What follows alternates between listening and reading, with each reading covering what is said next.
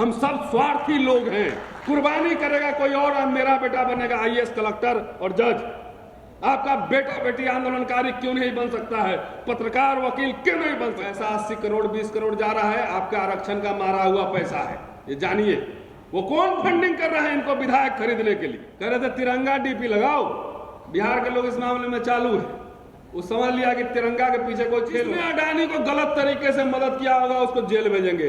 ये लाइए एकदम आर पार लड़ाई लड़नी होगी। मेरे पास सिर्फ नौकरी है, वो भी दांव पे रहती है, जान दांव पे रहता है। अपने लिए नहीं, मैं चंदा लेके और डंडा तैयार करता है और आप ही को पीटता है। आपको पता ही नहीं लगता। अपने देवताओं की घर वापसी करवाओ, कोई कर्म कांड नहीं करो, ज्ञान विज्ञान लाओ। और शादी ब्याह से लेके जन्म मरण में किसी पुजारी को मत बुलाओ। पहला पूजा भी करना है, मन है बहुत, क्योंकि सब लोग नास्तिक और इस तरह के लोग नहीं होते हैं। तो घर में बैठ के अपने कुल देवता का पूजा कर लो। शिव जी किसी ब्राह्मण के देवता नहीं है, शिव जी आपके देवता है। भोलेनाथ इतिहास पढ़ लीजिए जाके। भी नहीं किया कि हम दलित के लीडर हैं। दलित का कोई वोट मांगना, आपका वोट कोई मांगने वाला नहीं है। सब पार्टी देखे उत्तर प्रदेश चुनाव में ब्राह्मण का वोट मांग रहा है, दलित का कोई वोट मांग। जात का डीलर जब से बना है तब से आपका आरक्षण और आपका प्रतिनिधित्व खत्म होने लगा। मैं साबित करके दिखा दूंगा। बता दो, देखे हैं कि ब्राह्मण को, ठाकुर को ये कहने के लिए मुझे प्रधानमंत्री बनाओ, नहीं बोलता है। प्रधानमंत्री पिछड़ा बना लो, राष्ट्रपति दलित बना लो, लेकिन एजेंडा काम हमारा करो। पुलिस अधिकारी 2 बजे रात तक घर में बैठ के कन्विंस करता रह गया कि सर आपने जो लिखा है वो हटा दीजिए। मैंने कहा किसी कीमत पर नहीं हटाऊंगा, लेकिन हमारा इतिहास भगोड़ों का नहीं है, माफी वीरों का नहीं है। बैठा रहा वही सामने। भय के आगे विजय है। क्या सुना आपने? सुना नहीं लगता है मुझे। भय के आगे विजय। और ये बात मैं क्यों कह रहा हूं? लंबा चौड़ा सर्किल है दोस्तों में, ब्यूरोक्रेट्स भी हैं, प्रोफेसर भी हैं, कुछ जजेस भी हैं, लीडर भी हैं, एमएलए भी हैं, एमपी भी हैं। जहां जाओ सब जगह डरा समा हुआ लोग सब मिलेगा। क्यों? कि गुजरात के 2 साहब देश की सारी संस्थाओं को अपने कब्जे में कर चुके। अभी 3-4 दिन पहले ही यही कॉन्स्टिट्यूशन क्लब में यही एक प्रोग्राम था, कपिल सिब्बल साहब का भाषण हमने लगाया था अपने यूट्यूब चैनल पे। तकरीबन 6 लाख लोगों ने देखा और सुप्रीम कोर्ट की पूरी समीक्षा उन्होंने की है कार्यशैली की। उनके ऊपर कई डिबेट और कई विवाद भी पैदा हो रहा है। संजय सिंह जो सांसद कह रहे थे कि सब कुछ छीन लो, मेरे जवान कैसे छीन सकते हो? अतुल भी वही बात कह रहा था। आखिर हम गिरफ्तार क्यों हुए? आपकी जमीन की लड़ाई, अपनी जमीन की लड़ाई लड़ रहे थे। किस चीज की लड़ाई थी? पुलिस अधिकारी 2 बजे रात तक घर में बैठ के कन्विंस करता रह गया कि सर आपने जो लिखा है वो हटा दीजिए। मैंने कहा किसी कीमत पर नहीं हटाऊंगा, क्योंकि संघ परिवार जिस तरह से इस देश को जिस दिशा में लेकर जा रही है उसके खिलाफ यह हमारी वैचारिक लड़ाई है। किसी कीमत पर उसको हटाऊंगा नहीं, जो करना है कर लो। हम चाहते तो फ्राइडे को शाम में हम चले जाते, चेन्नई चले जाते, पटना चले जाते, कहां कहां पुलिस हमको ढूंढती रहती। लेकिन हमारा इतिहास भगोड़ों का नहीं है, माफी वीरों का नहीं है। बैठा रहा वही सामने। और क्यों? क्योंकि उसका पर्पस यह था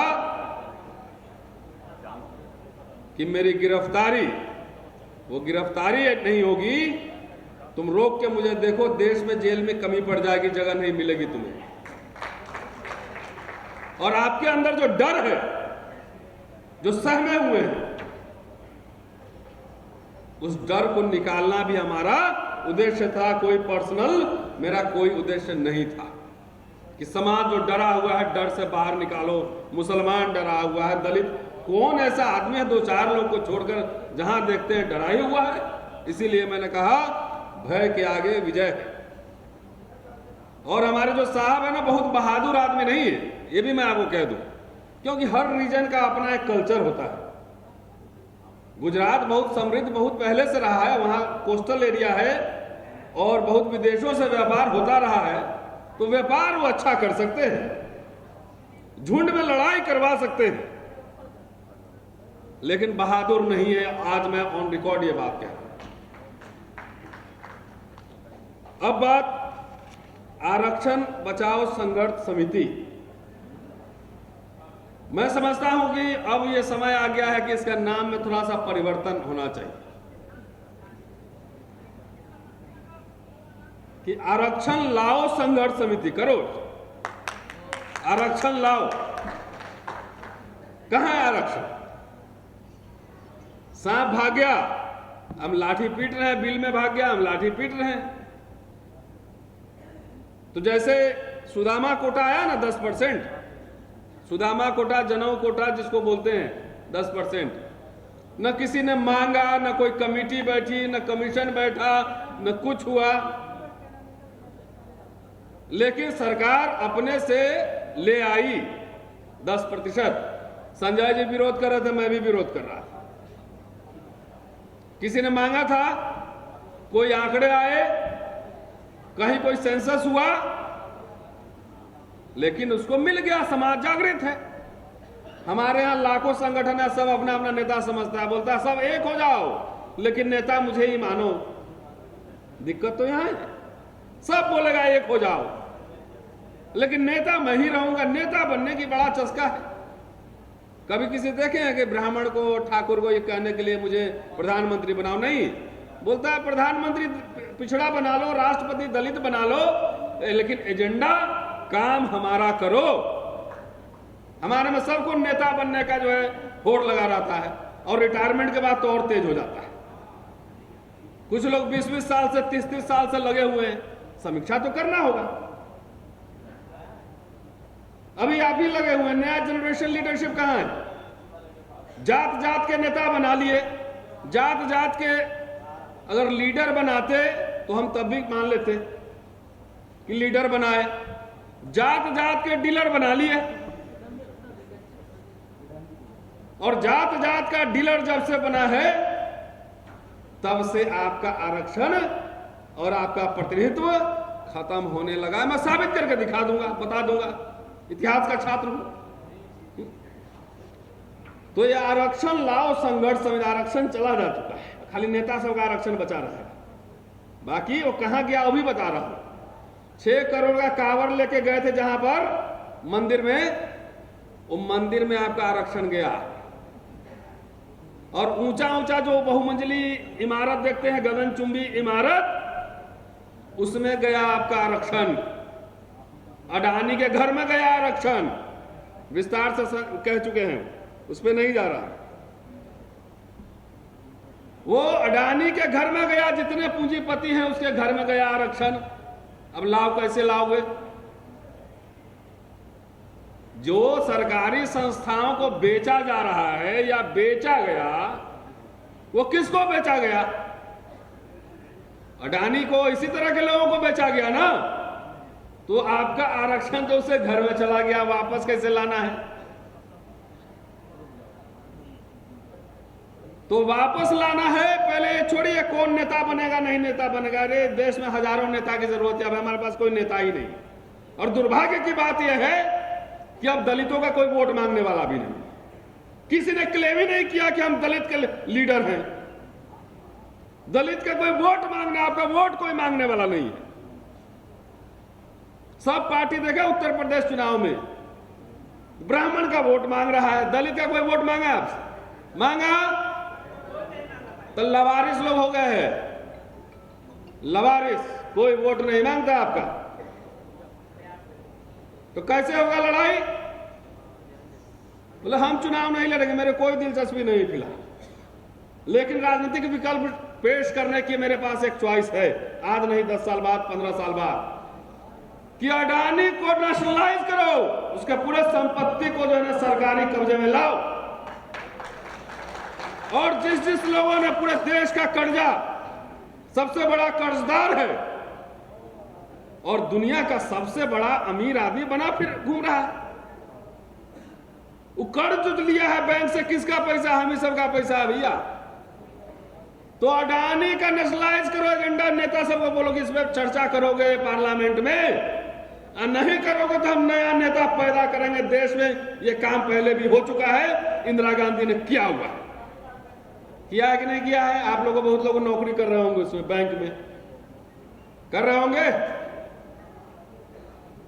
नाम सुनते कोई लोग समझ लें कि मैं कांग्रेस का कोई प्रवक्ता समर्थक हूं, नहीं, इतिहास का छात्र हूं, समीक्षा करना जानता हूं। स्पेशल कंपोनेंट प्लान आया था कि नहीं आया था? लैंड सीलिंग आया था कि नहीं आया था?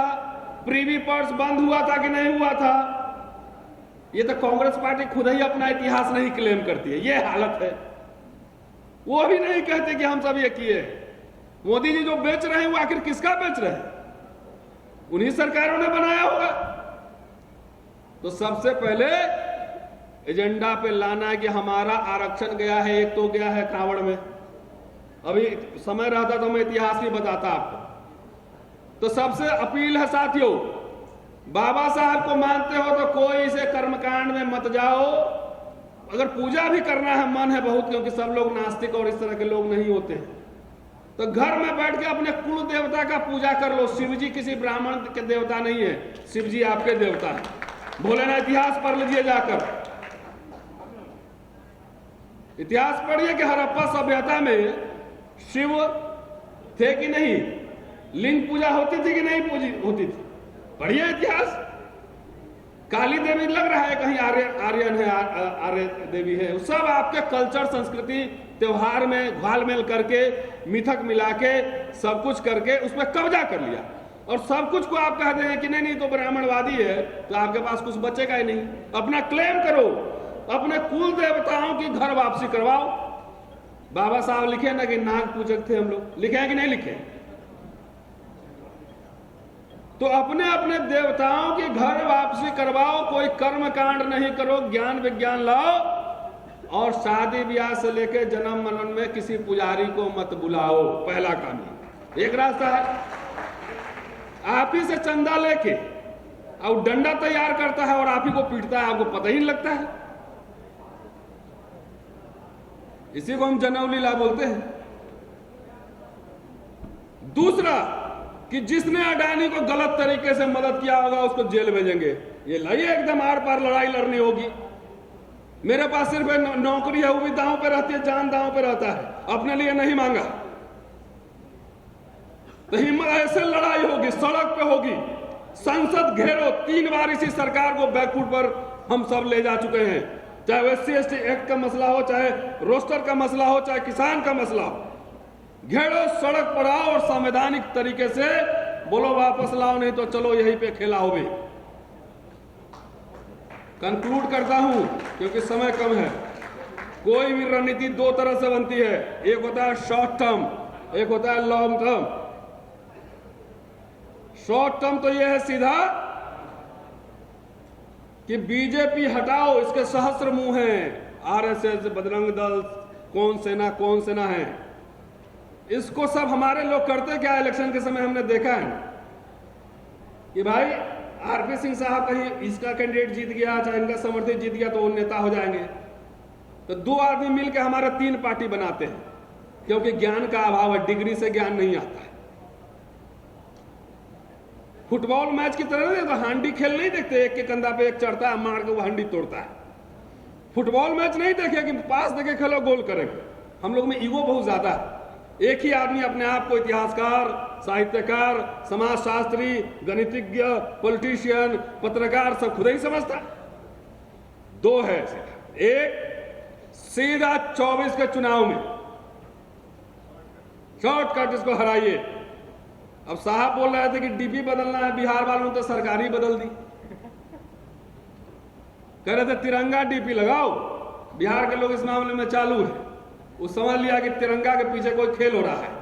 सुना है महाराष्ट्र में एक विधायक खरीदने में 80 करोड़ लगे, मध्य प्रदेश में 20 करोड़ लगे, अब बिहार में 6 ही करोड़ दे रहा था, सुना हमने। बोला कि बिहार के लोग तो समाजवादी है, ज्यादा पैसा लेके क्या करेगा, 6 ही करोड़ दे रहा था। तो बिहार के लोगों ने सरकार ही बदल दी।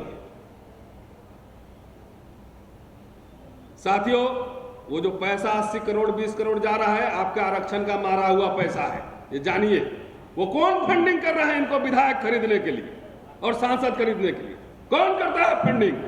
वही आपका आरक्षण खोर जो गगनचुंबी इमारत में बैठा हुआ है। दूसरा तरीका है कि लंबे समय के लिए रणनीति बनाइए,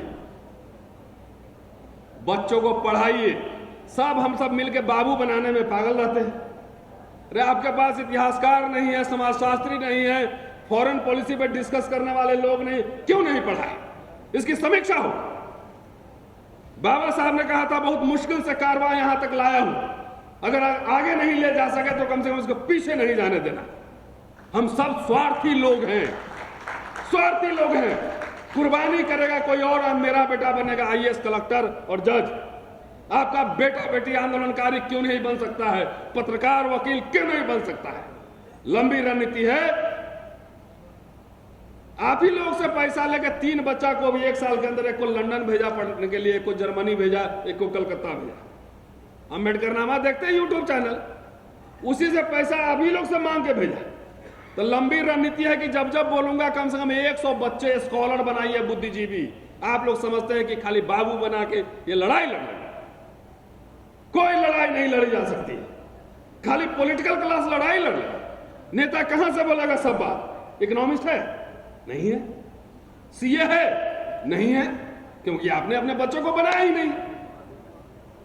कि सीए नहीं रहेगा तो खीरा चोरी के आरोप में जेल में जाओगे, या हीरा चोर देख लो, वो माल्या, मेहुल चौधरी सब 5 स्टार होटल में रह रहा है विदेश में। सवाल ये 2 रणनीति है। Short term defeat BJP in upcoming, जो भी उसको हरा सकता है उसको वोट दो। और दूसरा जो मैं कह रहा हूं, शॉर्ट टर्म से आप नहीं जीत सकते ये लड़ाई, क्योंकि एक इलेक्शन में हरा लेंगे, दूसरा इलेक्शन में फिर मैनेज हो जाएगा। पार्टी अब वोटर को नहीं खरीदा जाता है, उस नेता समेत पार्टी ही खरीद लेता है। जाओ। तो इसलिए साथियों, अपने घर से इंटेलेक्चुअल्स तैयार कीजिए। क्यों एक रतन लाल होगा? सैकड़ों ऐसे लोग होने चाहिए, हजारों होने चाहिए, जो सरकार से डरे नहीं, दबे नहीं, खुल के बोले। ये लैकिंग हमारे समाज में। ये वो कुछ प्रोफेसर हो गए होंगे, तो प्रोफेसर एक नौकरी, स्कॉलर बनने के लिए 25 साल तैयारी करनी होती है। बाबा साहब को देखिए, वो अगर लंदन अमेरिका में नहीं पढ़े होते तो सेना में सूबेदार बने रहते, चाहे बड़ौदा महाराज के सूबेदार बने रहते। इसलिए विश्वविद्यालय के महत्व को क्यों नहीं समझते हैं? खाली वहां से बीए पास करके बेटा बाबू बन जाए, कोई इंजीनियर डॉक्टर, खेल खत्म। तो आपकी लड़ाई लड़ेगा कौन? जब आरक्षण बचेगा ही नहीं तो कहां से बाबू बनोगे, कहां से बनोगे डॉक्टर और इंजीनियर? इसलिए साथियों, दोनों स्ट्रेटजी पर ध्यान दीजिए। लड़ाई बहुत लंबी और गंभीर है। अब आरक्षण बचाओ नहीं, आरक्षण लाओ की लड़ाई होगी। कहने के लिए बहुत सारी बातें थी, लेकिन कभी फिर विस्तार से। शुक्रिया। जय भीम। नेशनल दस्तक की आपसे गुजारिश है कि अगर इसको बचाना चाहते हैं तो नेशनल दस्तक को सब्सक्राइब करने के लिए रेड कलर के सब्सक्राइब बटन को दबाएं, फिर बेल आइकन की घंटी दबाएं। नेशनल दस्तक को बचाने के लिए बहुत जरूरी है कि हर खबर को शेयर करें, लाइक करें, कमेंट जरूर करें।